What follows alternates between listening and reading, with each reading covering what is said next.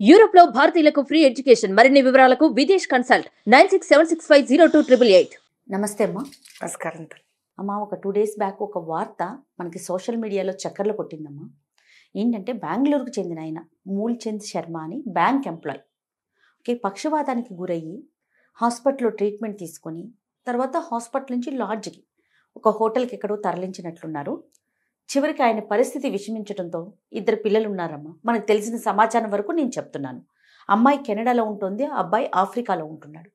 అబ్బాయికి ఎంతసేపు కాల్ చేసినా కనెక్ట్ కాలేదట. తర్వాత అమ్మాయికి కనెక్ట్ అయింది అమ్మాయి నెంబరు. ఇట్లా మీ నాన్నగారు చనిపోయారు అనే విషయాన్ని తెలియచేస్తే మిమ్మల్ని అసలు ఎవరు హాస్పిటల్లో జాయిన్ చేయమన్నారు, ఎవరు హోటల్కి షిఫ్ట్ చేయమన్నారు? మీరు చేయగలిగితే దహన సంస్కారాలు చేయండి, లేదంటే వదిలేయండి. అంటే నేను చాలా పాలిష్డ్గా చెప్తున్నాను. అమ్మాయి మాట్లాడిన మాట నేను చెప్పలేక చాలా మంచి భాషలో మీకు చెప్తున్నాను. ఇలా మాట్లాడేసరికి పోలీసులే మిగతా కార్యక్రమాలన్నీ ఆయన చనిపోతే నిర్వహించారట. దాదాపు 80+ ఉన్న పెద్ద ఆయనమ్మ, ఒక bank employee, retired bank employee. నాకు అనిపించిన ఆ వార్త చూసినప్పుడు ఆయన వల్లే కదా ఆ పిల్లలిద్దరూ కూడా విదేశాల్లో ఉన్నారు అంటే ఆయన సహాయ సహకారం లేకుండా ఎలా వెళ్ళుంటారు? చివరికి మనం చేయాల్సిన కనీస బాధ్యతను కూడా విస్మరిస్తుంటే ఇలాంటి విషయాలు మాట్లాడుకోవాల్సి వస్తుంది. మీలాంటి వాళ్ళ ద్వారా చెప్పించాల్సి వస్తుంది. ఈ విషయంగా మొట్టమొదట అసలు మనం హృదయం లేని వాళ్ళు నిష్కష్టకంగా ఉంటారు అనుకున్న పోలీస్ డిపార్ట్మెంట్కి నేను చేతులెత్తి ముందు దండం పెడుతున్నాను.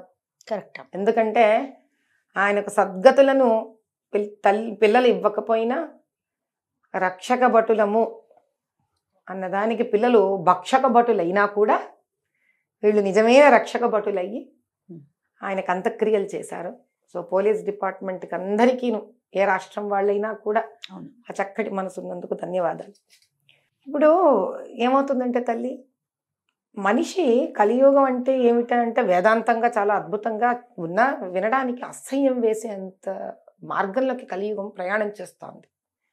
ఇప్పుడు ఇదే మాట కనీసము ఇప్పుడు ఆ పక్కింటి అతను ఎవరో ఇతన్ని హాస్పిటల్లో చేర్చుంటారు అంటే కనీసం పక్కింటి అతనికి ఉన్నంత బాధ, జాలి, దయ కూడా కన్న బిడ్డలలో ఉండకపోవడం అనే అంత దౌర్భాగ్య స్థితికి మనం అందరం దిగజారుతూ ఉన్నాము. నాయన, ఈ ఇంటర్వ్యూ ఎవరెవరు చూస్తుంటారో నాకు తెలియదు, కానీ చూసేవాళ్ళందరికీ ఒక చిన్న విజ్ఞప్తి. ఓ కాలంలోనే ఎన్టీ రామారావు గారు బడిపంతులు సినిమా తీశారు. ఆ సినిమాలో చాలా క్లియర్గా చూపిస్తారు వాళ్ళు. అంటే కొడుకు తండ్రిని వదిలేస్తే అతని కొడుకు నేను నిన్ను వదిలేస్తాను నాన్న అని. ఎందుకంటే ఆ విధంగా నన్ను చెప్తే ప్రజలు అర్థం చేసుకుంటారు. కానీ ఎంతమందికి ఇది అర్థం అవుతుందో నాకు అర్థం కావట్లేదు. ఆ అమ్మాయి ఈరోజు సరే పెళ్లి చేసుకొని వెళ్ళిపోయింది, కానీ ఈరోజు ఆ అమ్మాయి కెనడాలో ఉండి ఆ వివాహం చేసుకొని కెనడాలో ఉండి ఒక సంపాదించే భర్తను తెచ్చుకోవాలన్నా వీటిలన్నిటికీ తల్లిదండ్రుల ఆశీర్వచనం ఉండాలి. ఎంత చెడ్డైనా తండ్రే కదా.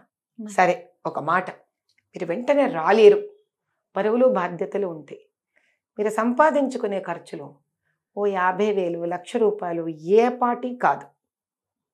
ఆవిడ కనుక కనీసం ఆ పోలీసు వాళ్ళతోటి నేను ఈ అకౌంట్కి అమౌంట్ ట్రాన్స్ఫర్ చేస్తానండి, పిల్లల్ని వదిలి ఇప్పుడు ఉన్న పడాన రావడం నాకు కష్టము, మరి మీరు ఏదైనా మార్గమే అక్కడ చూడగలరా, తన బ్రదర్కి తాను ఫోన్ చేయాలనుకోవడం ఇనిషియేషన్ అమ్మా. ఇప్పుడు చాలామంది ఈరోజు చాలా గుట్టుగా ఉండి కూడా అమెరికాల నుంచి అక్కడి నుంచి రావట్లేదు. తల్లిదండ్రులు చనిపోతే ఈవిడిది బయటకు వచ్చింది, చాలా మందిది బయటికి రావట్లేదు. కరెక్ట్ అమ్మా. ఏమంటారమ్మా? కరెక్ట్ అమ్మా, నేను పూర్తిగా అంగీకరిస్తాను మీ మాట. వాళ్ళు ఏం చేస్తారంటే నెక్స్ట్ కాస్త ఇంత దుర్మార్గంగా కాదు, కాస్త తెలివిగా మేము డబ్బులు పంపించేస్తాం, మీరు కొంచెం రాలేకపోతున్నాం, కార్యక్రమాన్ని ముందుకు తీసుకెళ్ళండి. అది కరెక్ట్ అంటే నేను కరెక్ట్ అనను, కానీ ఆ పోలీసు వాళ్ళు మాకేం పట్టింది అనుకొని ఉంటే కుక్కలు చింపిన విస్తరాకులాగా ఆయన జీవితము ఒక మున్సిపల్ కార్పొరేషన్ కలిసి పారేసి ఉంటుందో, ఇక్కడ పడేసి ఉండేవాళ్ళు ఏం చేసి ఉండేవాళ్ళు మనకు తెలియదు. పితృదోషాలు జాతకరీత్యంలో కూడా పితృదోషాలు అనేది ఒకటి ఉంది తల్లి. ఇలా వల్లనే పితృదోషాలు అంటుతాయి. నేను దేవుణ్ణి నమ్ముతాను, దేవుణ్ణి నమ్మను, నేను ఇవన్నీ శాస్త్రాలు నమ్మను అని మనం అన్నంత మాత్రాన అవి ఉండకపోవు. అది రాను రాను జీవితంలో మనం ఏ బీజం వేస్తే ఆ మొక్కే ఎదుగుతుంది. మనం ఏ కర్మలు చేస్తే అవే మనకి పెనుభూతమై మనని కబళించక తప్పదు. ఎందుకంటే ఈవిడ అన్న మాటలు మన వరకే చేరినాయంటే ఆవిడ పిల్లల వరకు చేరవావి ఖచ్చితంగా చేరుంటాయి కదమ్మా. కదా. అంటే ఆవిడ ఎలాంటి పిల్లల్ని పెంచుతోంది? ప్రేమించి పెంచి అంత పెద్ద 80 ఏళ్ళు పైపెచ్చు చిల్లర వయసు ఉంది ఆయనకి. అంటే ఆయన ఎంత పాతకాలం వాళ్ళే సుమారు నాకు తెలిస్తే ఆ అమ్మాయికి ఎంత లేదన్నా ఒక 54-55 ఏళ్ల వయసు ఉండాలి కూతురికి. అవునమ్మా. నా లెక్క ప్రకారం ఆయనకి 80 ఏళ్ళు 80 చిల్లర ఉంది అంటే. అవునవును. అంటే ఆ వయసు ఉందంటే ఆవిడ పిల్లలు ఆల్రెడీ ఒక పెళ్లిళ్ళ వయసుకు వచ్చేస్తున్న వాళ్ళు. అంతే కదా. అంతే కదా. అంటే దాని అర్థం ఏంటి? ఆవిడ నీ నరుక్కునే కత్తి రెడీగా ఇంట్లో ఉంది అక్కడ, చేసుకుని పెట్టుకుంది. ఇలా మాట్లాడడం వల్ల తనకు పదును పెరుగుతోంది. అంటే ఆ పిల్లలకి ఈమెలాగే ఆలోచించే తత్వం ఉంది. దానికి ఈవిడ చేసే చేష్టలు ఇంకొకసారి వాళ్ళని ఇంకా పదునుగా తయారు చేస్తున్నాయి. ఏ విషయంగా? తనపైనే సంధించుకోవడానికి. అవునమ్మా. చాలా ముఖ్యమైన విషయం ఏంటంటే మానవత్వం అనేది పక్కవాడికి చూపించేది. తల్లిదండ్రుల పట్ల కూడా మానవత్వం చూపించలేక, తల్లిదండ్రులు పిల్లల పట్ల మానవత్వం చూపించలేక చివరికి ఏ దిశకు మన ప్రయాణం అవుతోంది, ఏం సాధించడానికి మన ప్రయాణం? ఇప్పుడు కన్నందుకు మనం తల్లిదండ్రులకి మనం రుణం తీర్చుకోవాలనుకుంటూ ఉంటాం సాధారణంగా. ఇలాంటి పరిస్థితిలో కూడా స్పందించలేకపోతా ఉంటే మీరు అన్నారు చూడండి పితృ రుణము అని. ఏ దొంగతనం చేసేవాడో లేకపోతే ఏ హత్యలు చేసేవాడికో రుణం తీర్చుకోవడం అర్థం కాలేదంటే ఒక అర్థం ఉంది. కానీ చదువుకొని దేశ విదేశాల్లో సెటిల్ అయిన వాళ్ళకి కూడా అమ్మా నాన్న అనే జ్ఞాపకం లేకపోతే మరి వాళ్ళ చిన్నతనంలోని జ్ఞాపకాలను ఏ రకంగా మర్చిపోవాలనుకున్నారా? అంత పరుషంగా ఎలా మాట్లాడగలిగారో ఆవిడ కదమ్మా. ఏమో మరి ఆవిడ మనస్తత్వం ఏమిటో ఇంకా ఆవిడికి పరమాత్ముడికే అర్థం కావాలి. ఎందుకంటే సామాన్యంగా స్త్రీలు అంత కటువుగా కూతుళ్ళు మాట్లాడడం మనం వినం. అవును. మగపిల్లలైనా ఏమన్నా ఆడి గుడి రాలేమో మేము అని అంటారేమో తప్ప అందులో తండ్రి పట్ల కూతురు ఏమంటారమ్మా? అవునమ్మా. తండ్రి పట్ల కూతురు సామాన్యంగా అలా మాట్లాడదు. ఇది వైపరీత్యం. ఇంకా ఆ దిశకు కూడా మనం ఏమి మార్కులు వదిలిపెట్టలేదు అని దీని అర్థం ఏమిటంటే మన ఆ దిశలో కూడా ఏమాత్రం ఖాళీ వదలకుండా సంపూర్ణంగా డాక్టరేట్లు తెచ్చుకుంటున్నాను. దీన్ని మరి మనం ఎలా అర్థం చేసుకోవాలో దీని గురించి మాట్లాడాల్సిన పరిస్థితి వస్తుంది మనకి. ఇలా కనీసం అంటే పరిస్థితి అంటే ఎన్నో వైపరీత్యాలు జరుగుతున్నాయి, వాటి గురించి చర్చించుకుంటూనే ఉన్నాము. చర్చించుకునే వాళ్ళకి కొత్త టాపిక్ అందజేశారు ఆవిడ. మళ్ళీ దీని గురించి కూడా చర్చించుకోండి మీరందరూ. చాలా మంది ఉన్నారు, దయచేసి వాళ్ళని జాగ్రత్తం చెయ్యండి అని సమయం మనని సంకేతిస్తోంది తల్లి. ఈరోజు ఈ ఘట్టం జరగడం ద్వారా మనందరము, ఫర్ దట్ మ్యాటర్ మీరు నేను అందరము మనం మాట్లాడుతున్నాం కానీ మన మనసులో అది ఇలా గుచ్చుకుంటా ఉంది. అవునమ్మా. అంటే ఇంటర్వ్యూ రూపంలో మనం మాట్లాడుకుంటున్న దీన్ని మనకి ఎక్కడో మనసులో కష్టంగానే ఉంది, తోస్తోంది కష్టం. బట్ ఇది చూసే వాళ్ళు కూడా కనీసం ఇది ఇంత కష్ట విధారకమైన విషయం కదా. చాలా మంది కొంతమంది అడుగుతుంటారు గోహత్యల గురించి మీ అభిప్రాయం ఏంటి అని. అవునమ్మా. ఇప్పుడు నేను ఇప్పుడు ఆవిడతో మీరు గోహత్య గురించి మాట్లాడితే ఆవిడకి అర్థం అవుతుందా చెప్పండి? తండ్రి చచ్చిపోతేనే అర్థం కాలేదు ఆవిడికి. అందులో పైగా మనం పూర్వకాలంలాగా కాదు, ఇళ్లల్లో పాడి పంటలు ఉండేవి, రోజు గోసేవ చేసి పూజ చేసి వాళ్ళు ఆవు పాలు పితికి, so there use to be a process, ఒక ఎన్విరాన్మెంట్ ఉండేది. ఇప్పుడు ప్యాకెట్ పాలు తాగుతున్నామయ్యే. ఇప్పుడు ప్యాకెట్ పాలు తాగే పిల్లాడికి అమ్మా నాన్న ప్రేమే అర్థం కావట్లేదు. వాడికి ఇంకా ఆవు గోసేవ గో సంరక్షణ గురించి మాట్లాడితే ఏంటో చెవిటివాడి చెవులో శంఖం ఊదినట్టే అయిపోతుంది. ఇప్పుడు ఈవిడ అలాంటి పరిస్థితి కదా ఈవిడిది. మరి అంతేగా, తల్లిదండ్రులే అర్థం కాదు ఆ మహాతల్లికి. ఇంకా గో గురించి చెప్పినా ఏం అర్థం అవుతుంది? పిల్లలకి మీరు ఏమైనా చెప్పదలుచుకున్నారమ్మా? అలానే తల్లిదండ్రులకి కూడాను. ఎందుకంటే అతని నెంబర్ కూడా కనెక్ట్ కాలేదు అంటే సంబంధం లేనట్లే కదా. అంతే కదా, మనం అర్థం చేసుకోవాలి. అంటే ఒక పరిస్థితి ఎప్పుడు ఐసోలేటెడ్గా దొరకదమ్మా మీకు. ఐసోలేటెడ్గా అంటే ఒక విడిగా. ఇప్పుడు నా చెయ్యి ఉందనుకో, మీకు నా చెయ్యి విడిగా దొరకదు. అంతే కదా, ఇది భుజం నుంచి భుజంతో కనెక్ట్ అయ్యి భుజం శరీరానికి కనెక్ట్ అయ్యి. పిల్లల ప్రవృత్తి అనేది మనకి విడిగా ఏమీ దొరకదు అలా. అంటే దీని వెనక ఒక గతం, ఆ గతంలో తల్లిదండ్రుల ప్రవర్తన. అంటే ఇప్పుడు ఈ ప్రోగ్రాం చూసే వాళ్ళందరూ కూడా తెలుసుకోవాల్సింది ఒకటి ఉంది.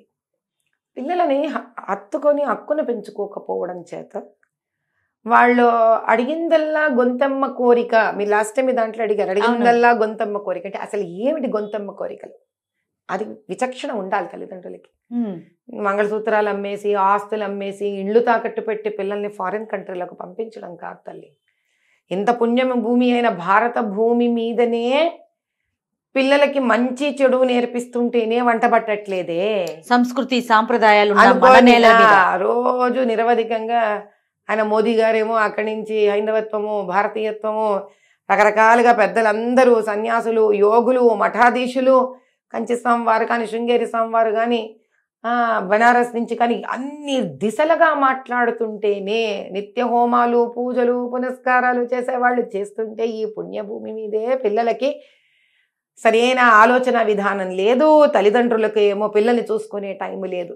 అటువంటి ఈ దేశం నుంచి మీరు పిల్లల్ని అడుగుతారు. పిల్లలదే ఉంది పాపం, అడిగారు కదా అని మనం అన్ని తెచ్చేయలేం కదా, తెచ్చియ్యం కదా. ఆ విచక్షణ మనం వాళ్ళు అడగకూడదు అనకూడదు, వాళ్ళు అడుగుతారు, కూర్చోబెట్టి నాకు చెప్పాలి. ఆ విచక్షణ పెద్దవాళ్ళగా మనకే ఉండాలంట. ఒకసారి ఎందుకంటే నాకు ఇప్పుడు మీరు అడుగుతుంటే గుర్తుకొస్తుంది. అమ్మా, మా బంధువులు ఒక ఆయన కొడుకు, వాడు ఇంజనీరింగ్ మహారాష్ట్ర నుంచి ఫినిష్ చేశాడు. వాడు నా దగ్గరికి వచ్చాడు చాలా ఏండ్ల క్రితం. నేను ఇలా పీజీ చేయడానికి అమెరికాకు వెళతాను అన్నాడు. సరే నన్ను నా పక్కన కూర్చోరా అని అడిగాను. కాసేపు కూర్చో మాట్లాడదాం. ఇది ఎన్నేళ్ల క్రితం అనుకుంటున్నారు? నాకు తెలిసి సుమారు ఒక 16-17 ఏళ్ల క్రితం విషయం ఇది. అయితే వాడితో అన్నాను, నాన్న నీ డిగ్రీ అంతా మీ నాన్న ఇప్పుడు అమెరికాకి వెళ్తే ఎలా వెళ్తావరా అని అడిగాను. అదేదో జిఆర్ఈ జీమాట్లు ఎవరు రాసుకుంటా, ఎగ్జామ్స్ రాసుకున్నాను. రాశాక ఇక్కడి నుంచి ఫ్లైట్ ఖర్చు ఎవరు ఇవ్వాలరా నీకు? నాన్న ఇస్తాడు కదా అన్న. Very good. అక్కడ వెళ్ళిన వెంటనే చదువు కదా, మరి ఆ ఖర్చు ఎట్లా అంటే సగం నాన్న సగం నేను ఏదో చేసుకుంటాను. Very good. చేశాక ఏం చేస్తావురా? ఏదో ఉద్యోగం చూసుకుంటాను. మంచి పని. సో ఆ తర్వాత తర్వాత తర్వాత వాడి దగ్గర ప్లాన్ ఆర్గనైజ్డ్గా ఏంటి నెక్స్ట్ అనేది తెలియదు వాడి దగ్గర. కేవలం ఒక పీజీ చేయడానికి మా నాన్న డబ్బు సహాయం చేస్తే ఇక్కడి నుంచి వెళ్ళిపోవడం, ఇంతే తెలుసు పాపం వాడికి. కొంచెం పెట్టి ఒకటి చెప్పాను, అలా నువ్వు ఇంజనీరింగ్ చేసావు కదరా, అలా కూడా కంప్యూటర్ సైన్స్ డిస్టింక్షన్ స్టూడెంట్, ఈ ఖర్చు ఎవరు తీసారా? మా నాన్నే. అప్పుడు నేను ఒకటి అడిగాను, 21 సంవత్సరం 22 ఏళ్ళు వచ్చాయి నీకు, ఇప్పుడు ఇంజనీరింగ్ ఫినిష్ చేసావు, మీ నాన్న కుడి భుజంగా తయారవ్వాల్సినంత కొడుకు వేయవు జమా జట్టిగా, నీకు చదివే ఇంపార్టెంట్ అయితే డబ్బు పెట్టి చదువుకుంటే నీ గొప్పతనం ఏముందిరా? ఆ పోస్ట్ గ్రాడ్యుయేషన్ నేను ఐఐటి ఎంట్రన్స్ రా, ఈ పోస్ట్ గ్రాడ్యుయేషన్కి కూర్చో అంటే అప్పుడు అన్నాడు, మరి దీనికి నాకు ట్యూషన్ కావాలి అన్న. సరే మనం మీ నాన్నని ఇబ్బంది పెట్టొద్దు, నేను కడతాను నీకు డబ్బులు అని నేను డబ్బులు కట్టాను వాడికి. అన్న నేను కడతాను రా నీకు, నీకు అంత మాత్రం సవాల్ నీకు నువ్వు విసురుకోలేవా? పోస్ట్ గ్రాడ్యుయేషన్ సీట్ ఇండియాలో తెచ్చుకోలేవా నువ్వు? తెచ్చుకొని ఇక్కడ ఉద్యోగాన్ని తెచ్చుకోలేవా నువ్వు? తెచ్చుకొని మీ నాన్నకు నేను ఉన్నాను అని ఆధారం చూపించలేవా మీ నాన్నకి? ఇంకెందుకురా పిల్లల్ని కని వాళ్ళని కష్టపడి మేము పీజీలు మేము ఇంత చదువులు చదివించడం, మా కంటి ముందు నుంచి మీరు అలా వెళ్ళిపోవడం ఏంటి? మళ్ళీ అది కూడా మా రక్తం పిండే వెళ్ళడం ఏమిటి? ఎక్కడ నీకు జాలి అనిపించట్లేదురా నాన్న ఆ నాన్న మీద నీకు అని అనగానే వాడికి కొంచెం ఆత్మాభిమానం ట్రిగర్ అయినట్టుంది. వాడొక నేను ట్యూషన్ డబ్బులు నన్నే కట్టమని అడిగాడు. సో నేనే కట్టాను. వాడు 20-25 రోజుల్లో పాటు చదువుకొని వాడు ఐఐటి ఢిల్లీలో పీజీ కోర్స్ సీట్ తెచ్చుకున్నాడు. సూపర్. అంటే వాడి కేపబిలిటీ అది, దాన్ని మనం బయటకు తీయాలి అంతే కదమ్మా. అది పిల్లలకు కూడా అడిగితే ఓకే ఓకే ఓకే, తల్లిదండ్రులకు కూడా పిల్లలకి నో చెప్పకూడదు. 2 ఎక్స్ట్రీమ్స్ ఉన్నాయమ్మా అమ్మ. ఒకళ్ళేమో నిజంగా పిల్లలు నాన్న నాకు ఫీజు కట్టినా, నాకు అది కావాలని అంటే నీ మొహం నీకేంటి కట్టేది, ఎక్కడున్నాయి డబ్బులు అనే ఒక ఎక్స్ట్రీమ్ ఉన్నా. అవును. ఇంకో ఎక్స్ట్రీమ్ అంటే నోట్లోంచి అడగడం తక్షణం, అది ప్రాణం పొయ్యైనా ఇచ్చేసేయాలి, అది ఆడపిల్లైనా మగపిల్లైనా. ఎక్కడ కూడా వాళ్ళని మనం ఒక సన్మార్గంలో పెట్టడానికి ఎలా ఆలోచించాలి, ఇలా బతిమలాడేవాడు నాన్న ఈ చిన్న ట్యూషన్ కావాలన్నా, నాకు ఈ బుక్ కావాలన్నా అడిగేవాడికి మాకు గౌరవం లేకపోతుంది. ఇలా నోటికొచ్చిన గొంతమ్మ కూరలు అడిగేవాడిని కూర్చోపెట్టి అలా కాదు నాన్న ఇలా ఆలోచించిరా తండ్రిని ప్రేమగా మృదువుగా చెప్పేది అక్కడ లేకపోతాను. దీనివల్ల ఏమవుతుందంటే వీళ్ళకు బాగా ఎక్కువయ్యి వీళ్ళ దగ్గర ఉండి మనకి ఇస్తున్నారు అని పిల్లలకి భావన వస్తుంది. అట్లా పిల్లలకి వాళ్ళు కష్టం చూడట్లేదు తల్లిదండ్రులు, చూసిన వాళ్ళు ఎవరైనా మాట్లాడరు. కరెక్ట్. ఆ పిల్ల కూడా నా ఉద్దేశంలో మా నాన్న బ్యాంకు ఎంప్లాయీ, బాగానే ఉంది, మా నాన్నకి ఎంత తక్కువ అన్న ధోరణిలో పంపించాడు ఆయన కూతుర్ని, ఏం తెలియకుండా నా ఉద్దేశంలో కొడుకుని. కానీ వెళ్ళాక వెళ్ళేటప్పుడే పాస్ అని లేదు కదమ్మా. మీకు ఇంకా అది వెళ్ళిన వెంటనే కూడా వాళ్ళంతా ముదిరిపోరు. సంవత్సరం వాళ్ళు రావాలనుకోవడం, వీళ్ళు వాళ్ళని పిలిపించుకోవడం, వాళ్ళతో మాట్లాడుకోవడం, చిన్న గెట్ టుగెదర్స్ గ్యాదరింగ్స్ పెట్టుకోవడం. There is no connection between them. దానివల్ల ఏమవుతుంది, మీకు పిల్లలు మన దగ్గర ఉన్నంత వరకు పాసం ఉంటుంది, కానీ మన నుంచి దూరం పంపించేసే ఇంకా పాసమే ఉంటుంది తల్లి. కడుపులో 9 నెలలు కానీ బయట వేసేటప్పుడే పాసాన్ని నరికితే కానీ పిల్లాడు బయట ఫ్రీ అవ్వడు. పేగుని మీరు అంతే కదా, పేగుబంధాన్ని మీరు అక్కడ తెంచితే తప్ప వాడు భూమి మీద ఫ్రీ అవ్వడే. అలాంటిది దగ్గర కూడా ఉంచుకున్న పేగు బంధం కూడా మీరు దూరం చేసేసారనుకోండి, ఇంకా వాళ్ళు ఏ బంధానికి మిమ్మల్ని గుర్తుపెట్టుకోవాలి. ఆ తర్వాత వాళ్ళ పెళ్ళిళ్ళు, వాళ్ళ పిల్లలు, వాళ్ళ సంసారం వాళ్ళ మొదలైపోయింది. ఇంక మీరు గుర్తు ఉండే సమయం కూడా ఉండనప్పుడు కనీసం గుర్తుండేంత దూరంలో ఉండాలా? ఒక మాట చెప్పండి మీరు. కరెక్ట్ అమ్మా. పిల్లలు గుర్తు ఉండే సమయమే వాళ్ళ దగ్గర లేదు. ఇప్పుడు ఫర్ ఎగ్జాంపుల్ ఒక స్త్రీ ఉంది, ఆవిడకే 55-56 ఏళ్ళు వచ్చేసే, వాళ్ళ పిల్లలు ఇటు మోపిల్లాడున్నాడు, ఒకవేళ ఆవిడకన్నా పెద్దవాడైతే అతను 57 ఏళ్ళు, ఎంత లేదన్నా 25 ఏళ్ళు పిల్లలు ఉంటారా ఉండరా? అంతే. వాళ్ళ జీవన విధానం ఎంత బిజీ అయిపోయి ఉంటుంది. కాలమే లేనప్పుడు దూరమన్నా దగ్గరకు ఉండాలి కదా, కనీసం పీకుతుంది కదా. ఇప్పుడు ఏంటి, మనము ఒక మాట ఇప్పుడు ఆవిడ అవన్నీ అనకుండా, అయ్యో అవునా అండి ఇప్పుడు నేను కెనడా నుంచి ఎలా రాగలను, ఇప్పుడు నాకు వెంటనే కుదరదుంటే మనం కూడా అయ్యో పాపం చేయము ఆ రోజు. అవునమ్మా, నిజమేనా? 100% అమ్మా. అంటే దాని అర్థం ఏంటి, అలా ఒక డిస్టెన్స్ హ్యాపీగా కారణాలైపోయి మిగిలిపోతున్నాయి. అక్కడ పంపిస్తున్నది ఎవరు? అక్కడ కూడా మనం ప్రశ్న వేసుకోవాల్సిందే. అందుకే మీకు చెప్పాను, ఈ చెయ్యి కదా శరీరానికి పగిలి ఎలా ఉందో, ఒక ఘట్టం దాని ముందు ఒక దాని వల్ల, ఆ ఘట్టం దాని ముందు ఒక దాని వల్ల, ఆ ఘట్టం దాని ముందు ఒక దాని వల్ల. అమెరికాలో కొడుకున్నాడు, అమెరికాలో కూతురుంది, ఇంకా ఎన్నేళ్లమ్మా ఈ పిచ్చి నాకు అర్థం కాక. చదవండి, ప్రపంచంలోని అద్భుతమైన యూనివర్సిటీస్ అనుకుంటే, మన దగ్గర లేనివి అనుకుంటే చదువుకొని రండి. అంతే కదా, చదువుకొని రండి. అసలు ఎవరికి అర్థం కాని విషయం ఏంటంటే 17th century 18th centuryలో అసలు మన దగ్గర ఉన్న అద్భుతమైన యూనివర్సిటీస్ ప్రపంచంలోనే లేవు. దాన్ని విరగొట్టి శిథిలం చేయడమే బ్రిటిష్ ప్రభుత్వం, అంటే అప్పుడు ఈస్ట్ ఇండియా కంపెనీ ప్రప్రథమమైన ఉద్దేశం. ఎందుకంటే భారతదేశంలో ఉన్న అద్భుత తక్షశిల కానీ, మీకు అట్లా మళ్ళీ పంజాబ్ వైపు పోతే కానీ, ఇట్లా మళ్ళీ మెడ్రాస్ ప్రెసిడెన్సీ వైపు కానీ అద్భుతమైన యూనివర్సిటీస్ ఉన్నాయి. నాగార్జున యూనివర్సిటీ అద్భుతమైన యూనివర్సిటీస్ ఉన్నాయి. మన దగ్గర ఉన్న యూనివర్సిటీస్ అసలు దేవరెంట్ ఎగ్జిస్టింగ్ ఇన్ ద వరల్డ్. అంత ఆర్గనైజ్డ్ స్ట్రక్చర్డ్ ఎడ్యుకేషన్ ఉంది మన దగ్గర. ఏంటి వీళ్ళ ధైర్యం ఇంతల్లా ఉన్నారు అని అంటే, ఆ కాలంలో విద్య రెండు ఏంటి, నేను 17th 18th centuries లో చెప్తున్నాను. విద్య ప్లస్ మన దగ్గర small scale entrepreneurship, small industries వాళ్ళు. ఈ రోజుని ఎవరైతే మనం సోకాల్డ్ బీసీలు అంటున్నామో, మనకు బీసీలు కీసీలు కాసీలు లేరు. మనకున్నదంతా వ్యాపారవేత్తలు. వీళ్ళు పోషించేవాళ్ళు యూనివర్సిటీస్ని, కల్చర్ యూనివర్సిటీస్, ఎడ్యుకేషన్ కల్చర్ని వీళ్ళు పోషించేవాళ్ళు.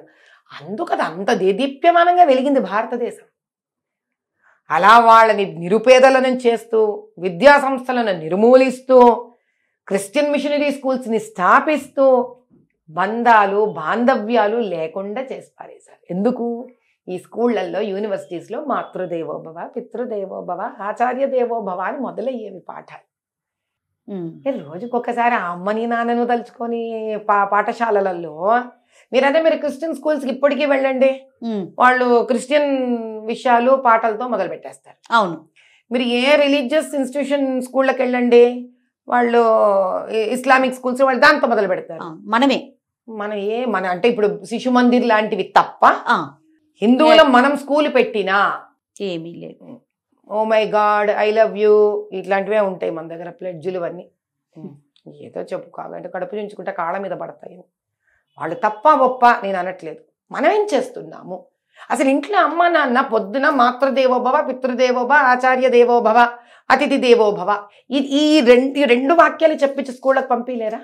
అసలు ఎంతవరకు చెప్తున్నాం, ఏం చెప్తాం? సరే, ఈ పిల్లలు వాళ్ళ అమ్మా నాన్నలు వాళ్ళ అమ్మమ్మల్ని తాతయ్యని, నానమ్మల్ని తాతయ్యని గౌరవించడం వీళ్ళు చూస్తున్నారా? ఈ 56 ఏళ్ల ఆవిడ వాళ్ళ అమ్మా నాన్న, వాళ్ళ అమ్మా నాన్నల్ని, ఇటు తల్లిదండ్రుల అమ్మా నాన్న, తండ్రి అమ్మని, ఇది గుర్తు పెట్టుకోవాల్సిన విషయం. అందరం నాన్నమ్మ ఎంత ముఖ్యమో అమ్మమ్మ అంతే ముఖ్యం. ఇటు తాతగారు ఎంత ముఖ్యమో అటు తాతగారు ఎంత ముఖ్యం. ఇద్దరు తల్లిదండ్రులు పూజ్యనీయులే, ఎవరు తక్కువ కాదు ఇందులో. ఫస్ట్ ఇది కూడా ఒక ప్రాబ్లం ఉంది మన ఇళ్లలో. మన అమ్మమ్మల ఇళ్ళ నుంచి అన్ని వాడేస్తాం, అమ్మమ్మలకు గౌరవం ఇవ్వం. అవును. కాబట్టి ఇది కూడా జరగకూడదు. ఇరు వర్గాల వైపు గౌరవం ఉండాలి. ఎందుకు? కాన్పు చేసి ఆడపిల్లల్ని ఇండ్లకు పంపించి ఆ పుట్టింటి వాళ్ళు ఎంత భారము బరువు బాధ్యతలు తీసుకుంటారు చెప్పండి. సో ఇరు వర్గాల వైపు గౌరవము, ప్రేమానురాగాలు, బాంధవ్యాలు కనుక మనం పరిచయం చేస్తే ఆ బంధుత్వాలు, బాంధవ్యాలు ఒక ఫోన్ చేస్తే పరిగెత్తుకుంటూ వచ్చేస్తాయి. కనీసం ఒకవేళ దూరంగా వెళ్ళినా కూడా. అంటే there are no connections in that family. ఈవిడ ఈ రకంగా, ఈవిడ కానీ వాళ్ళ తమ్ముడు అన్నగారు కానీ ఎంత కాలంగా ఈ పెద్దతని దగ్గరికి రావట్లేదు. లాస్ట్ విజిట్ ఎప్పుడు జరిగింది? చిన్నాన్నలు, పెద్దనాన్నలు, మేనమామలు, మేనత్తలు, వీళ్ళిళ్ళు గ్యాదరింగ్, నెలకొక్కసారి వీళ్ళు గ్యాదరింగ్. కిట్టి పార్టీలకి ఉన్న గ్యాదరింగ్ అంటే ఎవ్రీ మంత్ ఇంట్రెస్ట్. ఇదే కిట్టి పార్టీని మనకి ఫ్యామిలీ కిట్టి అనుకోవచ్చుగా. కనీసం అమ్మ వైపు అందరూ, నాన్న వైపు అందరూ, కజిన్స్ అందరూ ఒక్క సండే ఒక ఫ్యామిలీ కిట్టి ఫ్యామిలీ అనొచ్చా దీన్ని? పోని పాట్లాక్ ఎవరిండ్ల నుంచి వాళ్ళు తెచ్చుకోవచ్చా? అలా ఫ్యామిలీస్ గ్యాదర్ అవుతే తప్ప ఒక బంధుత్వం అనేది ఏర్పడదు. ఇవి జరిగిన నాడే కొంతవరకు ఇలాంటి ఇబ్బందులు తరుగుతాయి. చాలా చక్కని విషయం చెప్పారమ్మా. నమస్తే.